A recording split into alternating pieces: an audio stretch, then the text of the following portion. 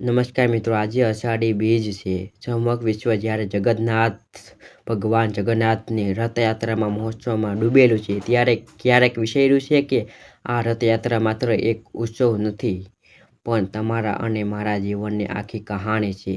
ભગવાન કૃષ્ણ જે જગન્નાથ બનીને આજે નગર સસાએ નીકળ્યા છે, એ આપણને કંઈક એવું સમજવા માંગે છે જે આપણી મૂંઝવાયેલી જિંદગીની એક નવી દિશા આપી શકે છે. આ લાકડાનો બનેલો રથ શું છે? આ રથ બીજું કંઈ નથી પણ આપનું આ માનવ શરીર છે. આ રથમાં બેઠેલા ભગવાન એ આપનો આત્મા છે, અને આ રથને ખેંચવા માટે જે હજારો ભક્તો હાથમાં દોરડું છે, એ આપનું કર્મ અને આપણી શ્રદ્ધા છે. જો આ શ્રદ્ધા મજબૂત હશે તો જીવનનો રથ ક્યારેક ખોટી દિશામાં નહીં જાય. આજે સોશિયલ મીડિયા પર હજારો લોકો રથયાત્રાના સ્ટેટસ મૂકશે, જય જગન્નાથ નારા લગાવશે, પણ સાચો ભક્ત એ છે જે ભગવાન રથની સાથે પોતાના વિચારો પણ કરે. કૃષ્ણ કહે છે કે, હે મનુષ્ય, તું દર વર્ષે મારો રથ જોવા તો આવે છે, પણ શું તે ક્યારેય તારા મનમાં રથની લગામ મને સોંપી છે? તું ચિંતાના દરિયામાં ડૂબેલો રહે છે. તને તારા ભવિષ્યનો ડર સતાવે છે. તને લાગે છે કે તું એકલો છે, પણ જરા આંખો બંધ કરીને જો, તારા હૃદયમાં સિંહાસન પર હું જ બેઠો છું. જ્યારે જીવનમાં ચારે બાજુથી અંધકાર ઘેરાઈ જાય, જ્યારે કોઈ રસ્તો ન દેખાય, ત્યારે યાદ કરજો કે જગન્નાથ રથ ક્યારેય અટકતો નથી. એ ઊંચા નીચા રસ્તાઓ પર પણ ચાલે છે. એ ભીડમાં પણ પોતાનો માર્ગ બનાવે છે. તમારું જીવન પણ આવું જ છે. ઉતાર ચઢાવ આવશે, લોકો નડશે, પરિસ્થિતિઓ વિરુદ્ધ થશે, પણ જો તમારી અંદર કૃષ્ણ પ્રત્યે ભરોસો અડીખમ હશે તો ગમે તેવા તોફાન પણ તમારો રસ્તો રોકી નહીં શકે. આજે આ પવિત્ર દિવસે તમારા મનમાંથી બધા જ નકારાત્મક વિચારો બહાર ફેંકી દો, અને કુરુક્ષેત્રના મેદાનથી લઈને જગન્નાથપુરી સુધી ફેલાયેલા શ્રીકૃષ્ણના એક મહાજ્ઞાનને સાંભળો જે તમને ક્યારેય હારવા નહીં દે. આજનો વિદ્યાર્થી સૌથી વધુ પરેશાન છે. શા માટે? કારણ કે તેની પાસે સપના મોટા છે પણ ધૈર્ય નથી. તેને પરિણામ તરત જ જોઈએ છે. પરીક્ષાનું ટેન્શન, ભવિષ્યની ચિંતા, લોકો શું કહેશે એનો ડર, દોસ્તાર સાથે કમ્પેરિઝન, આ બધી વસ્તુઓ તમને અંદરથી ખોખરી કરી નાખે છે. શ્રી કૃષ્ણ કહે છે, હે અર્જુન, તું પરિણામનો વિચાર કરીને તારી આજની ક્ષમતા કેમ ઓછી કરે છે? વિદ્યાર્થી મિત્રો, તમારું કામ માત્ર અને માત્ર અભ્યાસ કરવાનું છે, મહેનત કરવાનું છે. તમે જ્યારે ચોપડી ખોલીને બેસો છો, ત્યારે તમારું મન પરીક્ષાના રિઝલ્ટ પર હોય છે કે જો હું નપાસ થઈશ તો શું થશે? જો માર્ક્સ ઓછા આવશે તો પપ્પા શું કહેશે? કૃષ્ણ કહે છે કે આ જ તમારી સૌથી મોટી ભૂલ છે. તમે ભવિષ્યમાં જીવો છો, જે હજુ આવ્યું જ નથી. તમે ભૂતકાળનો અફસોસ કરો છો. બદલવાનો નથી તો પછી તમારી પાસે બીજું શું? તમારી વર્તમાન ક્ષમતા શૂન્ય થઈ જાય છે. કૃષ્ણનો આ નિયમ ડાયરીમાં લખી રાખજો. મહેનત પૂરી કરો અને પરિણામ મને સોંપી દો. આનો અર્થ એ નથી કે મહેનત કર્યા વગર બેસી રહેવું. આનો અર્થ એ છે ત્યારે તેમાં તમારો જીવ રેડી દો. જો તમે ગણિત ગણતા હોય તે સમયે દુનિયામાં બીજું કંઈ જ ન હોવું જોઈએ. જો તમે કોઈ સ્કિલ શીખતા હોય તો તેમાં તમારી માસ્ટરી હોવી જોઈએ. આળસ એ તમારો સૌથી મોટો દુશ્મન છે. તમે કહો છો કે કાલે વાંચીશું, સોમવારથી નવો નિયમ બનાવીશું, પરંતુ કૃષ્ણ કહે છે કાલ કોઈની આવતી નથી. જે છે તે આજે જ છે, અને અત્યારની આ જ એક સેકન્ડ છે. જે માણસ પોતાની આજની મિનિટો બગાડે છે, તે સમય એક દિવસ તેની આખી જિંદગી બગાડી નાખે છે. જિંદગીમાં ક્યારેય શોર્ટકટ ન શોધો. રથયાત્રાનો રથ લાકડાના નાના નાના ટુકડાઓની જોડીને મહિનાઓની મહેનત પછી બને છે. એવી જ રીતે તમારી સફળતા પણ રોજની નાની નાની મહેનત, રોજનું થોડું થોડું વાંચન અને રોજની નાની જીતમાંથી બને છે. જો તમે આજે 1 કલાક વધુ ભણ્યા તો કાલે દુનિયાથી એક ડગલું આગળ હશો. નસીબના ભરોસે બેસવું બંધ કરો. નસીબ પણ એનું જ ચમકે છે. રાતોની ઊંઘ બગાડીને પોતાના પુસ્તકો સાથે દોસ્તી કરે છે. આજનો સમયનો સૌથી મોટો રોગ કયો છે? મોબાઈલનું એક નોટિફિકેશન આવે અને તમારું ભણવાનું કેમ કામ કરવાનું મન ગાયબ થઈ જાય છે. તમે 5 મિનિટ માટે રીલ્સ જોવા મોબાઈલ હાથમાં લો છો અને ક્યારે 2 કલાક નીકળી જાય છે તેની ખબર જ નથી પડતી.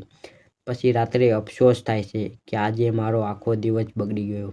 જ્યારે અર્જુને કૃષ્ણને પૂછ્યું હતું કે હે માધવ, આ મન તો પવન જેવું ચંચળ છે, તેને કાબૂમાં કેવી રીતે રાખવું? ત્યારે કૃષ્ણે બહુ સુંદર જવાબ આપ્યો હતો. અભ્યાસ અને વૈરાગ્ય. અભ્યાસ એટલે કે સતત પ્રેક્ટિસ અને વૈરાગ્ય એટલે જે વસ્તુ તમારા લક્ષ્યમાં નડતરૂપ છે તેનાથી દૂર બનાવી. સોશિયલ મીડિયા, વિડીયો ગેમ્સ કે નકામા દોસ્તારો તમારો સમય બગાડી રહ્યા છે, તો તમારામાં એટલી હિંમત હોવી જોઈએ કે તમે તેને ના કહી શકો. નોટિફિકેશન બંધ કરો, મોબાઈલને બીજા રૂમમાં મૂકો અને તમારા કામ પર ફોકસ કરો. શરૂઆતમાં મન બળવો કરશે. મન કહેશે કે લાવ 1 મિનિટ જોઈ લઉં. પણ એ જ સમયે તમારે તમારા મનનો સારથી બનવું પડશે. મનને કહો કે ના, અત્યારે મારું કામ વહાલું છે. યાદ રાખો, જે માણસ પોતાના મનને જીતી શકતો નથી તેનું મન જ તેનો સૌથી મોટો શત્રુ બની જાય છે. તમારું મન તમને કહે છે કે સૂઈ જા, થાક લાગ્યો છે, કાલે કરીશું. પણ તમારી બુદ્ધિએ કહેવું પડશે કે જો આજે સૂઈ ગયો તો જિંદગીભર બીજાના ઇશારે નાચવું પડશે. જગન્નાથજીના રથને ખેંચવા માટે હજારો લોકો એક જ દિશામાં જોર કરે છે ત્યારે રથ આગળ વધે છે. જો અડધા લોકો આગળ ખેંચે અને અડધા પાછળ, તો રથ ત્યાંથી હલશે પણ નહીં. તમારા જીવનમાં પણ એવું જ છે. જો તમારી ઈચ્છાઓ તમને પાછળ ખેંચે છે અને તમારું લક્ષ્ય તમને આગળ ખેંચે છે, તો તમે વચમાં જ પીછાતા રહેશો. તમારી બધી શક્તિ, તમારો બધો ઉત્સાહ એક જ દિશામાં લગાવી દો. સફળતા તમારા કદમ ચૂમશે. ઘણા યુવાનો એવું કહેતા હોય કે હું બહુ મહેનત કરું છું, પણ હું વારંવાર નિષ્ફળ થઈ જાઉં છું. મારું નસીબ જ ખરાબ છે. મારી એક વાત કાન ખોલીને સાંભળી લેજો. આ દુનિયામાં એવો કોઈ માણસ નથી જેને તકલીફ ન પડી હોય. મુશ્કેલીઓ જિંદગીનો એક હિસ્સો છે. ભગવાન કૃષ્ણના પોતાના જીવનને જુઓ. જે માણસ આખી દુનિયાને ગીતાનું જ્ઞાન આપ્યું, એમના પોતાના જીવનની કેટલીક શાંતિ હતી. જન્મ જેલમાં થયો અને જન્મતાની સાથે જ સગા મા-બાપથી દૂર થવું પડ્યું. જે મામાને વહાલ કરવો જોઈએ એ જ મામા જાન લેવા પાછળ પડ્યા. ગોકુળની ગલીઓ છોડવી પડી, મથુરા છોડવું પડ્યું અને છેલ્લે જરાસંઘના ડરથી સમુદ્રની વચ્ચે દ્વારકા નગરી વસાવવી પડી. એટલે દુનિયાએ એમને રણછોડ કહ્યા. દુનિયામાં ભગવાન હોવા છતાં એમને પણ લોકોએ મેણા માર્યા, ગાળો આપી. પણ શું કૃષ્ણ ક્યારેય રડ્યા? શું એમને ક્યારેય હિંમત હારી? એમણે દરેક મુશ્કેલીને એક રમત સમજીને હસતા અને મુખે સ્વીકારી. તો પછી તમે એક નાની નિષ્ફળતાથી, પરીક્ષામાં ઓછા માર્ક્સ આવવાથી કે કોઈને છોડી જવાથી આખી જિંદગી હારી જવાનું કેમ વિચારો છો? નિષ્ફળતા એ પૂર્ણવિરામ નથી, એ અલ્પવિરામ છે. એ તમને એ કહેવા માંગે છે કે તમારી મહેનતમાં હજુ થોડી ખામી હતી. સુધારો કરો અને ફરીથી બેઠા થાઓ. જ્યારે પણ જિંદગીમાં એવું લાગે કે હવે બધું પૂરું થઈ ગયું છે, ત્યારે સમજો કે હવે તમારી અંદરના અર્જુનને જગાડવાનો સમય આવી ગયો છે. ઈશ્વર ક્યારેય સારા ખેલાડીઓને સહેલાઈથી રમત નથી આપતો. જો તમારા જીવનમાં મોટી મુશ્કેલી છે, તો સમજી લેજો કે ભગવાન તમને બહુ મોટો ખેલાડી માને છે. એ તમને ઘડી રહ્યો છે, તમને મજબૂત બનાવી રહ્યો છે. સોનું પણ જ્યારે અગ્નિમાં તપે છે ત્યારે જ ઘરેણું બને છે. પથ્થર પર જ્યારે હથોડી ઘા પડે છે ત્યારે જ એમાંથી ભગવાનની સુંદર મૂર્તિ બને છે. જો તમે ઘા સહન કરવા તૈયાર નથી, તો તમે ક્યારેય પૂજવાને લાયક નહીં બનો. તકલીફોથી ડરો નહીં, તેનો સામનો કરો. રથયાત્રાના દિવસે રસ્તામાં ગમે એટલા કાદવ હોય તોય ભક્તો ભગવાનનો રથ રોકતા નથી. એમ જ તમારા ભાગમાં ગમે તેટલી તકલીફ હોય, પણ તમારા ડગલા અટકવા ન જોઈએ. વિડીયોમાં અંતમાં બસ એટલું જ કહીશ કે જિંદગીની લડાઈમાં ક્યારેય એકલા હોવાનો અહેસાસ ન કરતા. મહાભારતના યુદ્ધમાં કૌરવો પાસે લાખોનું સૈન્ય હતું. મોટા મોટા મહારથીઓ હતા અને તેમના રથ પર બેઠેલા એક નિસ્તૃત્ય શ્રીકૃષ્ણ હતા, જેમને હાથમાં શસ્ત્ર પણ નહોતું ઉપાડ્યું. પરિણામ શું આવ્યું? વિજય પાંડવોનો થયો. શા માટે? કારણ કે જ્યાં કૃષ્ણ છે, જ્યાં ધર્મ છે, ત્યાં જ વિજય છે. તમે પણ તમારા જીવનમાં રથના સારથી શ્રીકૃષ્ણને બનાવી દો.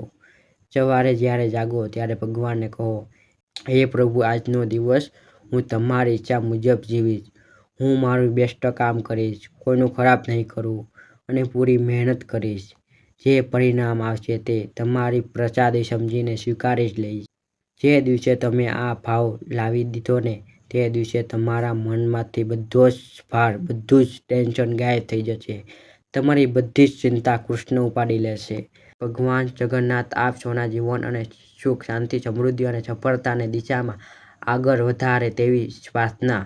જો આ વિડીયોમાંથી તમને 1% પણ પ્રેરણા મળી હોય, તો તમારા હૃદયમાં કૃષ્ણ પ્રત્યેનો પ્રેમ જાગ્યો હોય તો કોમેન્ટ બોક્સમાં જય જગન્નાથ અથવા જય શ્રી કૃષ્ણથી ભરી દેજો. આ વિડીયોમાં તમારા એવા મિત્ર સાથે જરૂર શેર કરજો જે અત્યારે જિંદગીમાં ઉદાસ છે કે હિંમત હારી ગયા છે.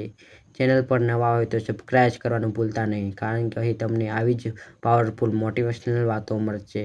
ખૂબ ખૂબ ધન્યવાદ. અષાઢી બીજ અને રથયાત્રાની આપ સૌને હાર્દિક શુભકામનાઓ. જય શ્રી કૃષ્ણ. જગન્નાથ કી જય.